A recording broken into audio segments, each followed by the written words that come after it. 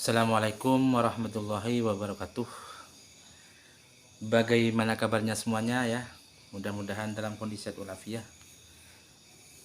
Alhamdulillah ketemu lagi, bisa berbagi lagi, bisa bercerita lagi di malam hari ini.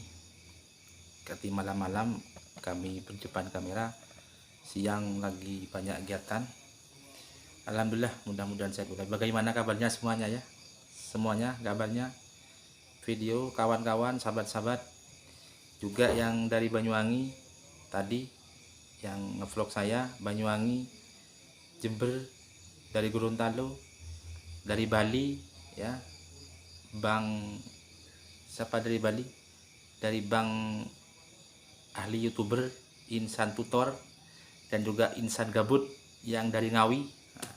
Terima kasih, saya sapa semuanya, semua YouTuber dimanapun berada. Salam sehat selalu, semuanya mudah-mudahan dilindungi oleh Allah Subhanahu wa Ta'ala, tentunya dengan rezeki yang banyak dan barokah. Amin ya rabbal alamin. Nah, ini malam hari ini kami juga akan berbagi lagi. Kalau Insan Tutor berbagi tutorial YouTuber, tapi kalau saya ini berbagi tutorial urusan surga. Ya, jadi urusan surga.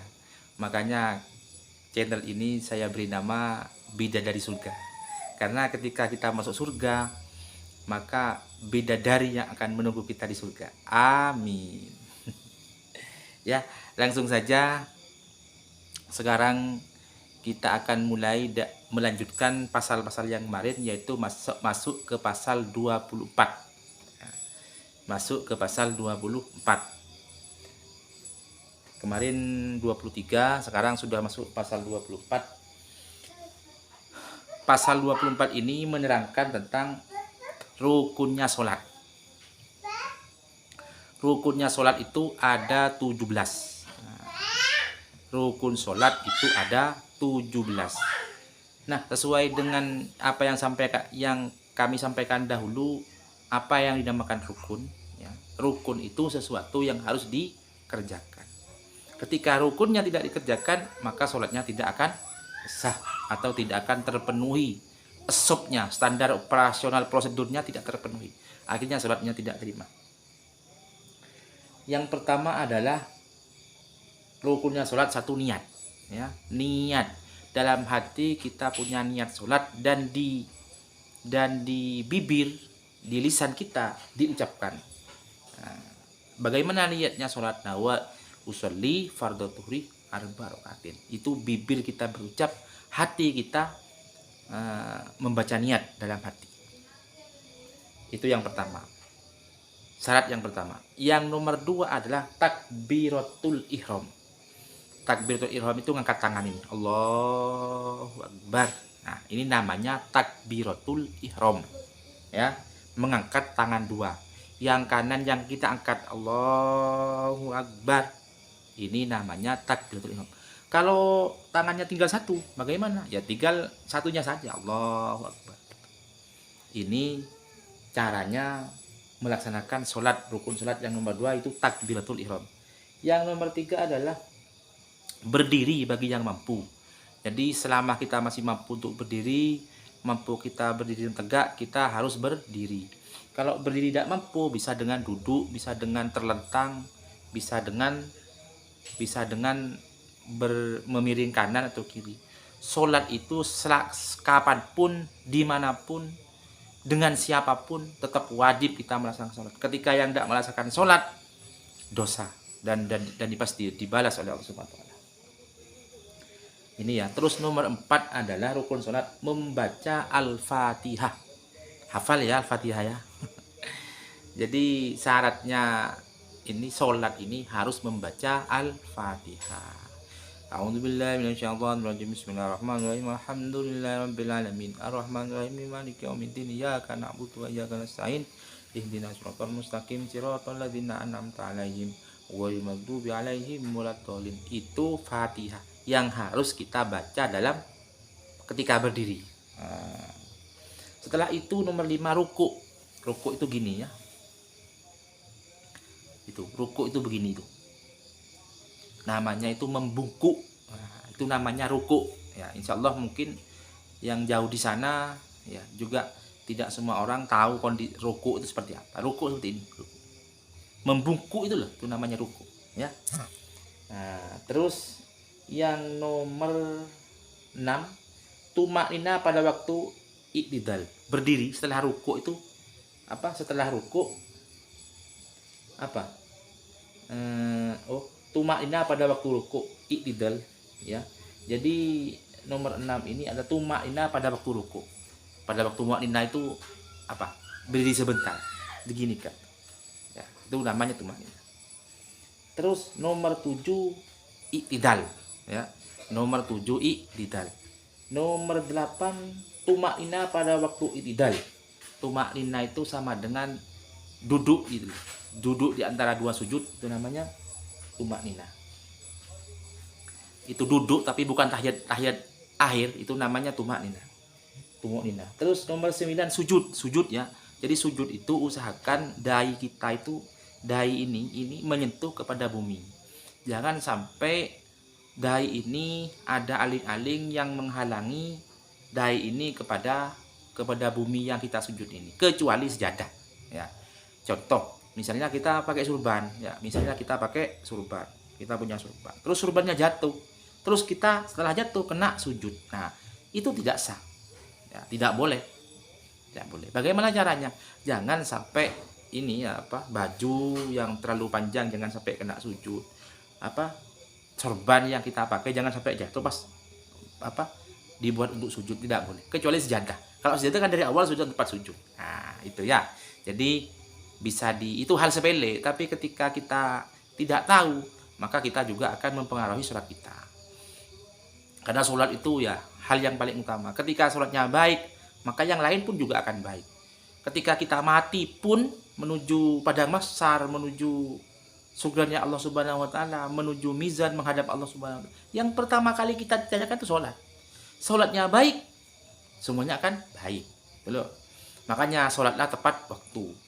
Misalnya duhur, waktunya duhur sampai jam berapa duhur? Jam setengah 12 sampai jam setengah 3 atau jam 3. Itu jangan sampai usahakan sampai jam 2 atau jam 3. Ketika duhur langsung sholat. Ini cerita ya.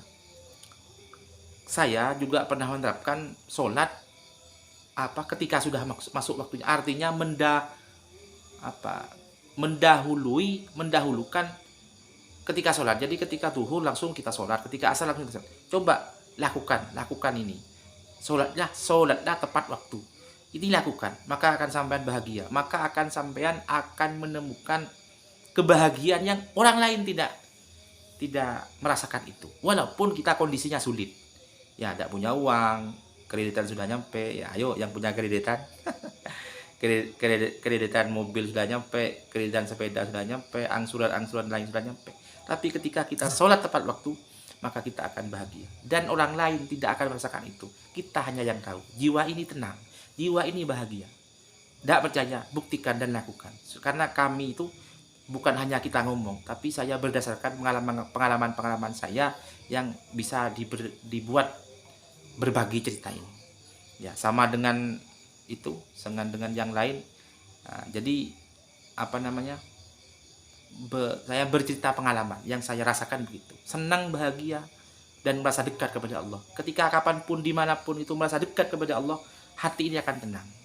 Ya, hati akan bahagia. Ketika hati sudah tenang, insya Allah tidak mudah-mudah marah-marah, tidak mudah tersinggung, mengayomi semua, merangkuli semua, sangat menghargai orang lain, menghormati orang lain, sayang kepada sesama makhluk, sayang kepada orang-orang di sekitar kita, tidak jadi pemarah, apalagi membunuh ya. Nah, itu ya.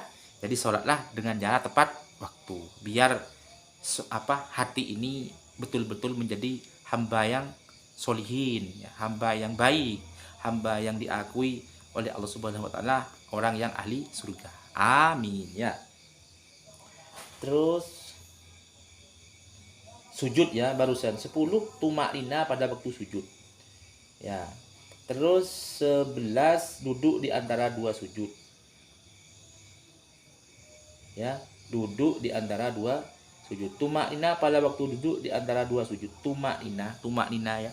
Pada waktu duduk di antara dua sujud. Terus jelas ini sudah ya. Terus 13 tasahud akhir. Tasahud akhir. Tasahud akhir itu apa?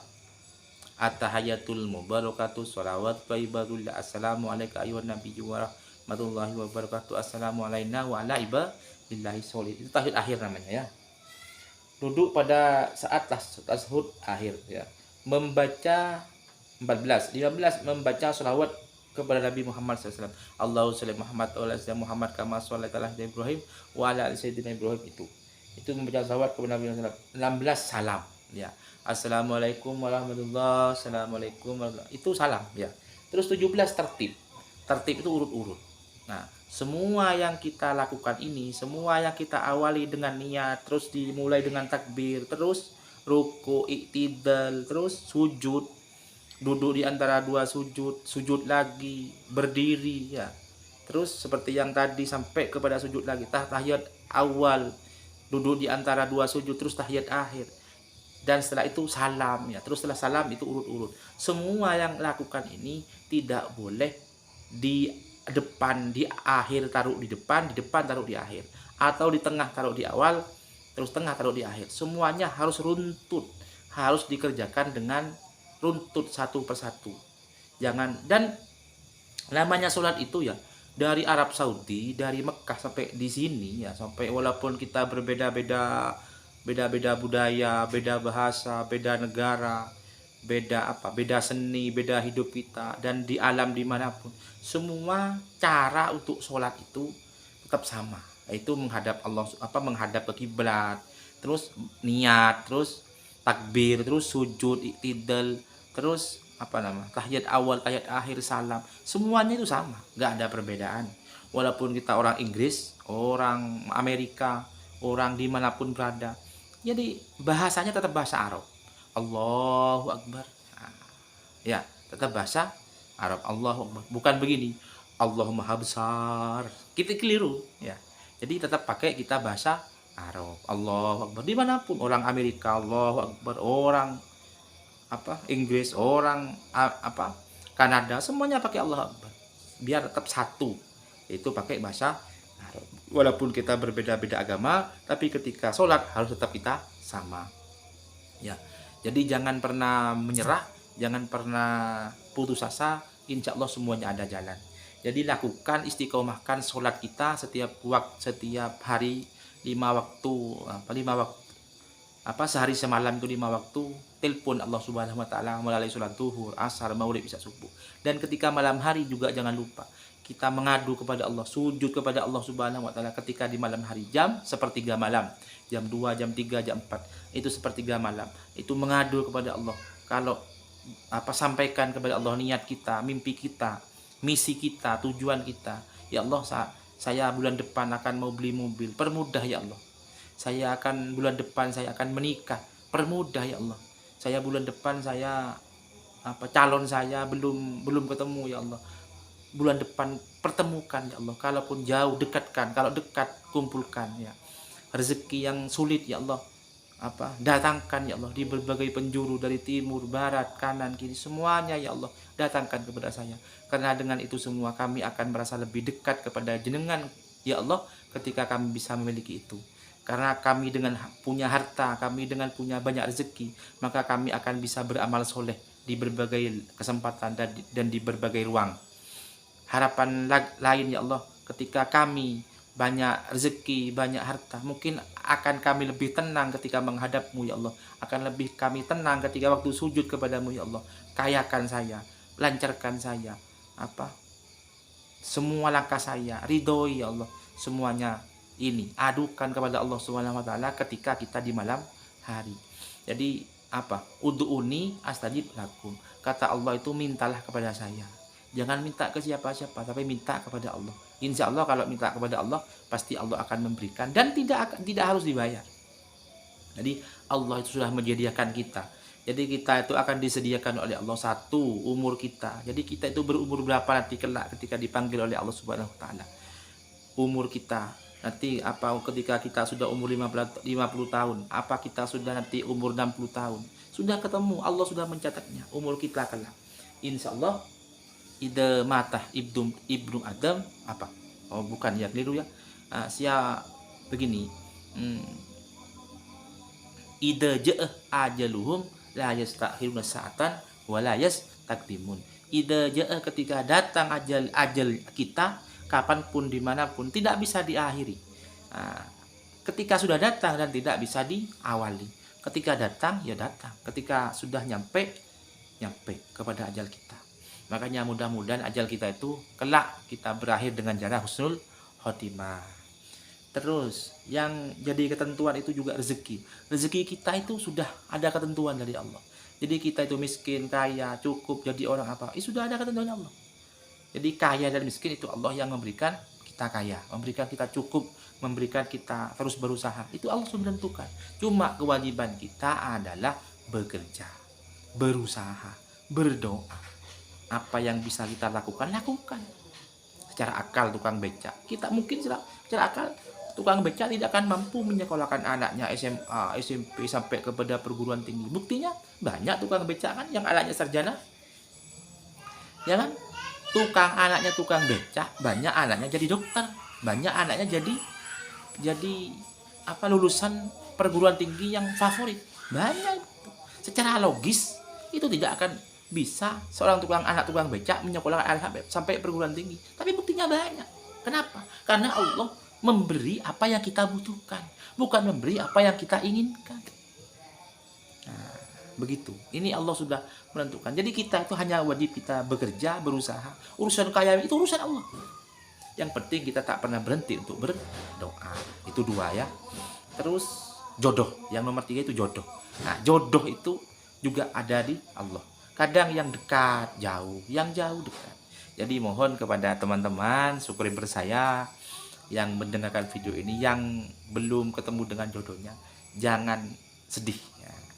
Jangan bersedih, tetap kita semangat, pasti akan ketemu dengan jodohnya di suatu saat nanti.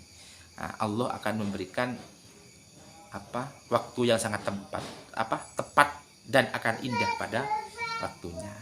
Jadi jangan khawatir, yang penting kita semua jenengan yang belum punya jodoh itu siapkan dirimu menjadi manusia, menjadi laki-laki yang terbaik. Kalau perempuan menjadi muslimah yang terbaik. Dan kalau jenengan baik dan akan menjadi yang terbaik, pasti ketemunya dengan calon-calon yang akan terbaik. Tidak ada ceritanya sandal kanan dengan kiri tidak sama. Kalau sandal kanan warnanya merah, pasti yang kiri warnanya merah. Kalau yang kanan biru, pasti yang kiri biru. Tidak ada mungkin yang satunya gambar Spiderman, satunya gambar etek atau mentok, kan tidak ada kan. Semuanya sama, beriringan. Yang kanan, yang kiri sama saja. Kalaupun ada yang pakai sandal seperti tidak sama, itu orang gila. Ya, mudah-mudahan semuanya yang belum punya jodoh itu segera dipertemukan jodohnya. Yang belum rezeki, yang punya ingin dapat rezeki malam ini banyak, mudah-mudahan rezekinya lancar. Dan yang mau belum bisa bayar angsuran, mudah-mudahan segera mampu untuk bayar angsurannya, sepedanya, mobilnya, semuanya mudah-mudahan dilancarkan oleh Allah. Tentunya kita mudah-mudahan dalam kondisi sehat wal afiat. Amin ya rabbal alamin. Salam semuanya kepada keluarga, kepada yang di rumah, kepada yang di kantor, kepada yang lagi nyantai dalam mobilnya, yang mendengar video ini, semuanya sudah yang lagi nyantai di atas kasurnya, semuanya mudah-mudahan semua dengan berbagi cerita ini mudah-mudahan diberikan sehat oleh Allah Subhanahu, dan sehat itu mudah-mudahan manfaat kepada kita, keluarga kita, masyarakat, dan orang-orang terdekat kita. Salam sukses selalu semuanya, juga semua para YouTuber yang di sana, mudah-mudahan semuanya diberikan sukses oleh Allah Subhanahu wa taala. Mungkin itu yang bisa kami sampaikan, kurang lebihnya kami mohon maaf yang tidak terkira. Kami akhiri, wallahul muwaffiq ila aqwamit thoriq. Assalamualaikum warahmatullahi wabarakatuh. Salam sehat selalu. Yes.